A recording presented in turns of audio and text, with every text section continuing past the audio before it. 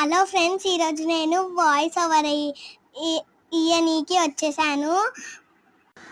Hi friends, ఈ పాలు చూసారు కదా ఎట్లా సాగుతుందో. మేమైతే పాలంకుల దగ్గర పాలు అయితే తీసుకున్నాము.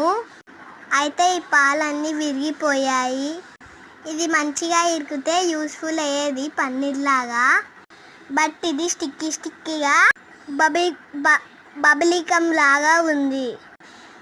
చూస్తుంటేనే పాలని వాంటింగ్ వస్తుంది ఫ్రెండ్స్. సో మీరందరూ కూడా మంచి పాలు తీసుకోండి,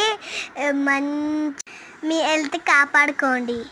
సో చూసారు కదా ఎంత స్టిక్కీగా వస్తాయో. చూస్తేనే వాంటింగ్ వస్తుంది నాకు.